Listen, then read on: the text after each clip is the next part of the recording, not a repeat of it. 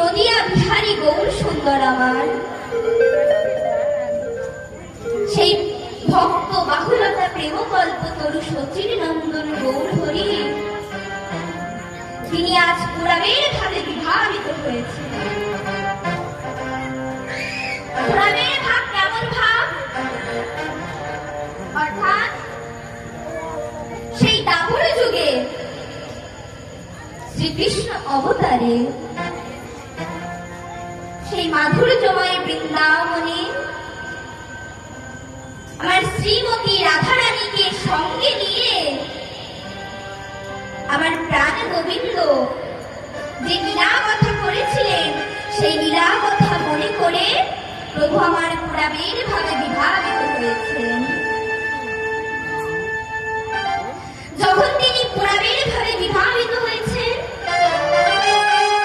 সেই পুরাণের ভাবে বিভাবিত হয়ে প্রভু আমার তিনি কি করছেন বলি শোনো, রাধা নাম জপে গোরা,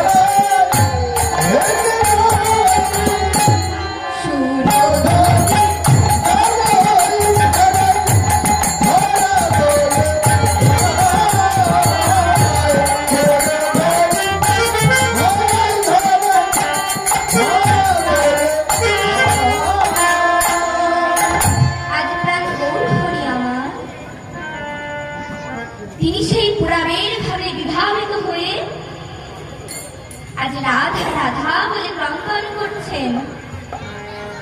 কেন জানো? শাস্ত্রী বলেছেন, গ্রহান্তে এক দেহে কভু না হয় রসাস্বাদন। সে কারণে প্রভু করলেন দুই দুই দেহ ধারণ। সেই দুই দেহে এলেন চৈতন্য গোসাই, নাম রস আস্বাদিতে দোহে হইলেন এক ঠাই।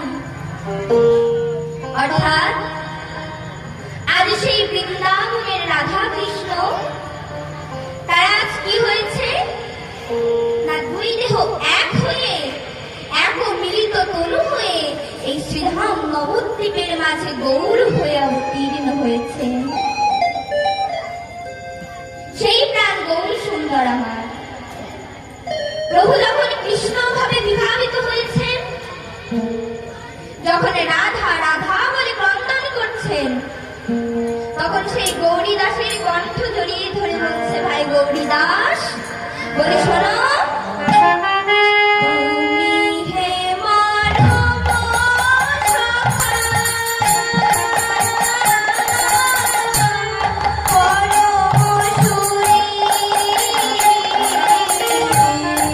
Oh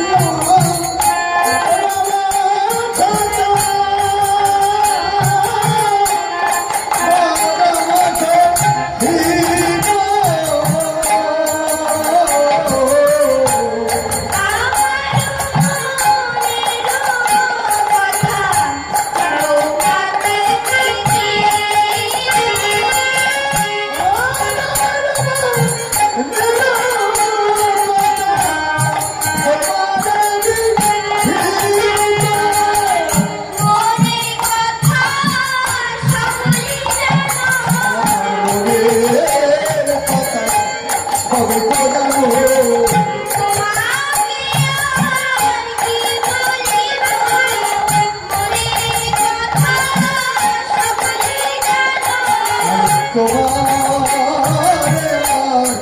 বলবো আমার মনের কথা সবই তো জানা। গৌরীদাস, ভেবে দেখো, তুমি তো আমার মরম সখা। তুমি সেই দাপরে ছিলে সুবল সখা, এই নদে এসে হয়েছ ভাই গৌরীদাস। তাই শোনো ভাই গৌরীদাস, আমার মনের কথা তো তুমি সকলেই জানো। বলো, তোমাকে আমি আর কি বলে বোঝাবো? না হয় নাম ভেদ আর ধাম ভেদ, কিন্তু তুমি তো আমার মরম সখা। একবারটি আমার মনের কথা ভেবে তুমি আমার রাধারানীকে এনে দেখাও। তখন সেই গৌরী দাসের কণ্ঠ জড়িয়ে ধরে প্রভু আমার বলছেন, কি বলছেন জানো? রাধা রাধা বলিতে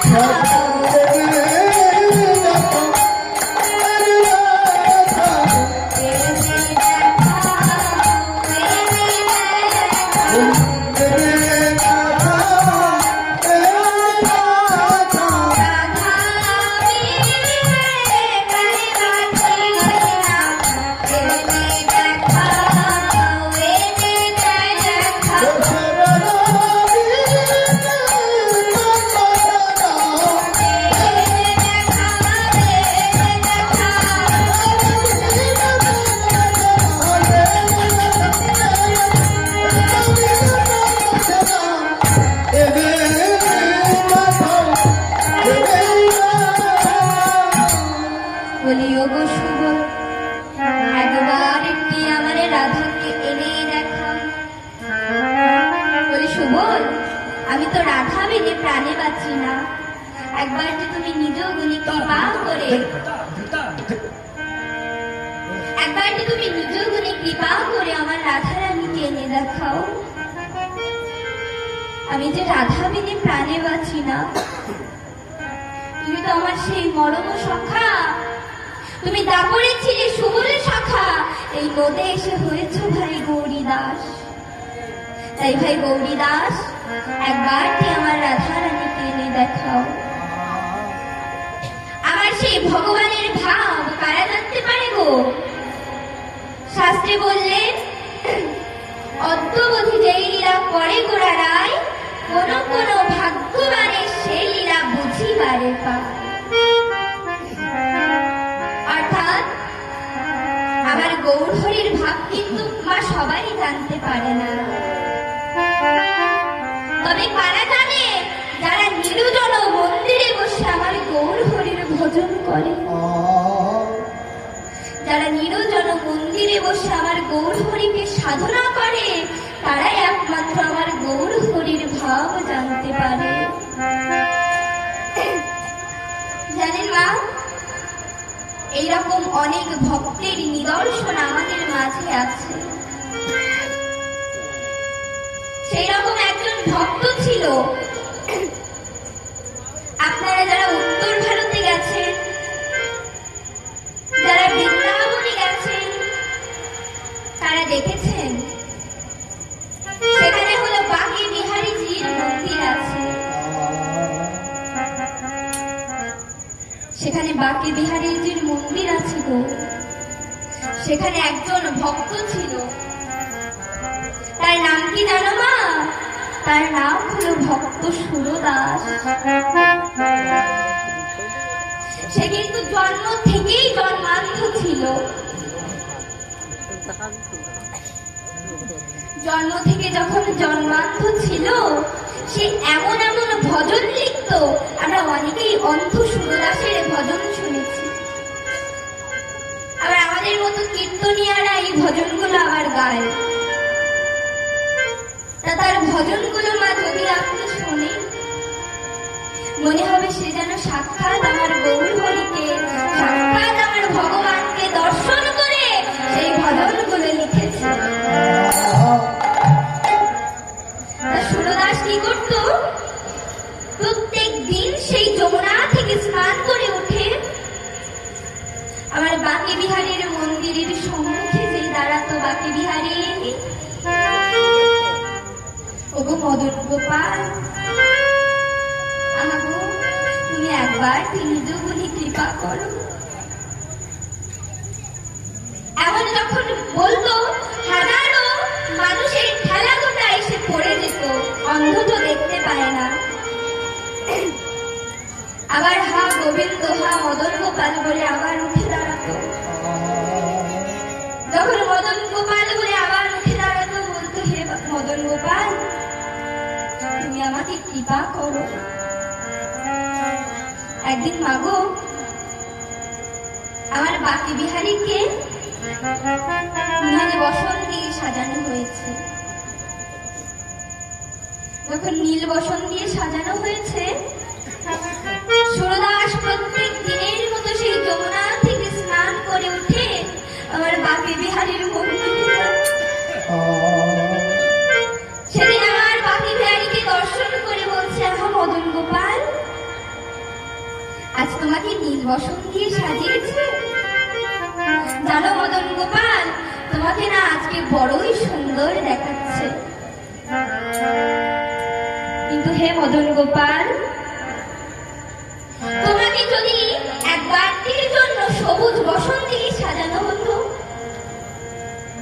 তাহলে না জানি তোমাকে কত সুন্দর লাগতো।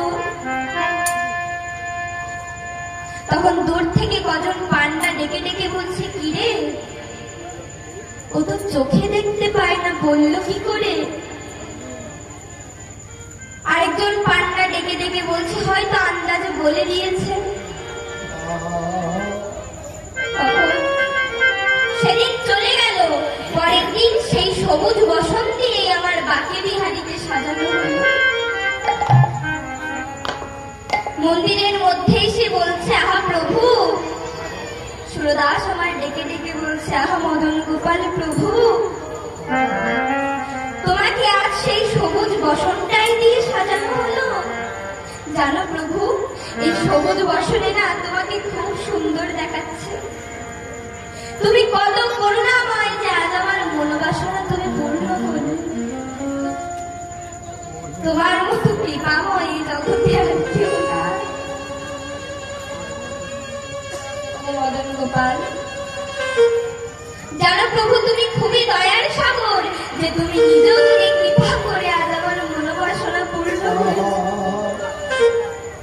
তোমার মতো কৃপাময় এই জগতে আর কেউ নাই।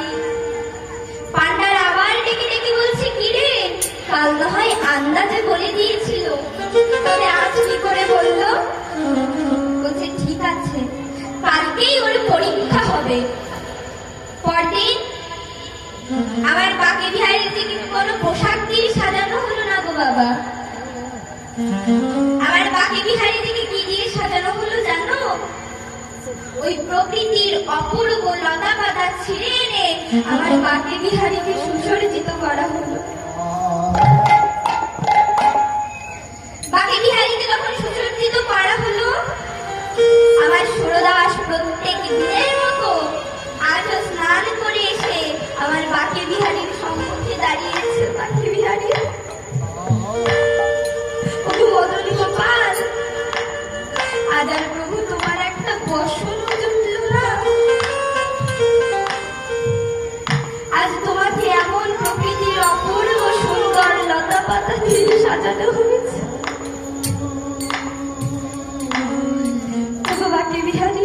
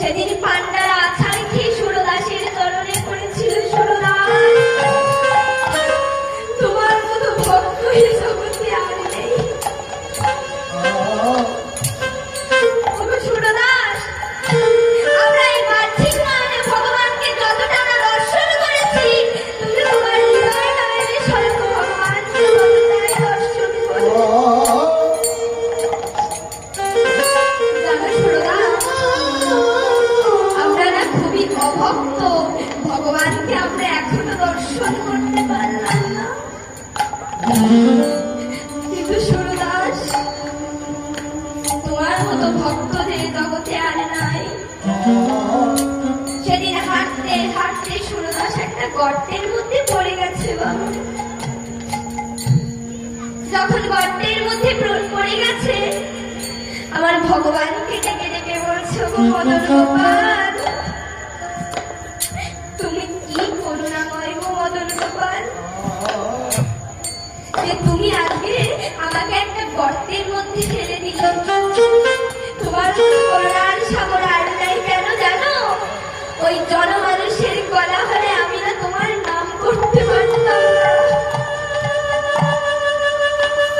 আজ তুমি আমাকে একটা গর্তের মধ্যে ফেলে দিয়েছো, তার কারণ আমি যেন নিভৃতে নিরজনে বসে একটু তোমার নাম যেন আমি করতে পারি। আহা করুণার সাগর, ভেবে দেখো তো বাবা, একবারে কি বলেছে, হে বাকি বিহারী, তুমি আমাকে এই নির্জন গর্তে ফেলে দিলে? বলো। তা না বলে বলছে, প্রভু তুমি কি দয়ার সাগর, যে আমাকে এখানে ফেলে দিয়েছো যাতে আমি তোমার নাম একটু নিশ্চিন্তে নিভৃতে বসে আমি করতে পারি। বাকি বিহারী, তুমি এতটাই করুণার সাগর। ভগবান আর থাকতে পারলেন না গো, ছুটে এলেন আমার ভক্তের কাছে। ভক্ত যদি কাঁদে, আমার ভগবান কি আর থাকতে পারে গো? কত বাধা দুর্ভূত করে আমার ভক্তের সম্মুখে এসে দর্শন দেয়। সেদিন আমার সুরদাসকে ডেকে ডেকে বলছে, সুরদাস, একবার কি নয়ন ফেলেছে, দেখো আমি এসেছি।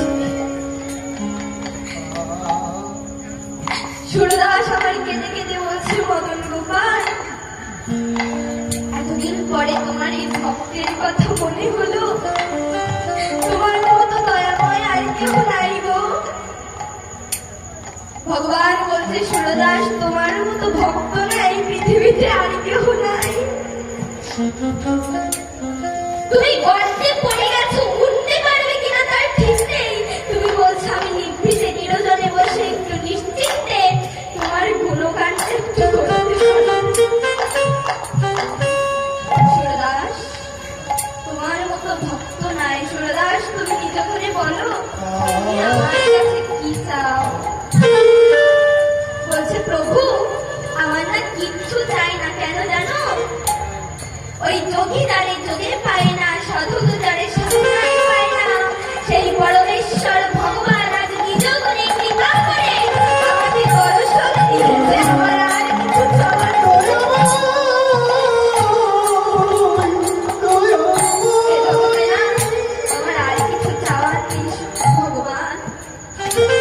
বলছে, সুরদাস, তুমি তথাপি কিছু চাও, বলো তুমি কি চাও? আমি তোমাকে না দিয়ে কোথাও যাব না।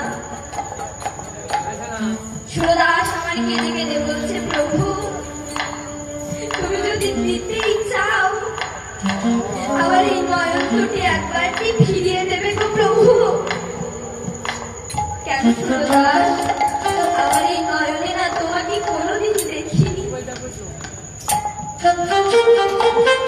একবার কিনা তোমাকে দর্শন করে আমার এই দাবি তো করার আমি সেভাবে করতে চাই। ওগো ভগবান, তুমি একবার কি দর্শন দাও। সেদিন সুরদাসের নয়ন আমার ভগবান ফিরিয়ে দিলে। তখন সুরদাস কেঁদে কেঁদে বলছে, আহা মদন গোপাল, তোমাকে কি সুন্দর দেখতে। আমি হৃদয় নয়নে তোমাকে যতটা না সুন্দর দেখেছি, এই বাহ্যিক নয়নে না তুমি তার থেকে অধিকতর সুন্দর দেখতে। মদন গোপাল, তুমি যে এতটাই অপরূপ অদ্ভুত দেখতে আমি আগে জানতাম না গো প্রভু। তাই বলি শোনো, ভগবান তখন বলেছিল, সুরদাস, তোমার মতো ভক্ত নাই। তুমি আর কিছু না চেয়ে শুধু তোমার নয়নটা ফেরত চেয়েছো। কেন না?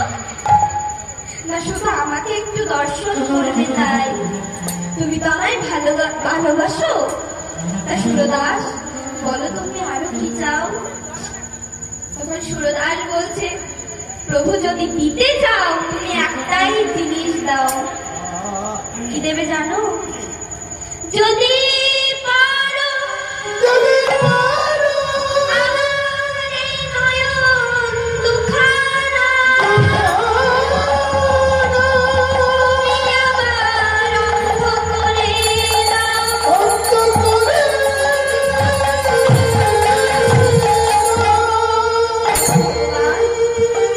তুমি যদি পারো তুমি নিজ গুণে কৃপা করে আমার এই দুটি নয়ন আবার অন্ধ করে দাও। কি বলেছো সুরদাস? আমি এ করতে পারবো না। প্রভু তুমি নিজ গুণে কৃপা করে আমাকে অন্ধ করে দাও। কেন সুরদাস তুমি এমন বলছো কেন?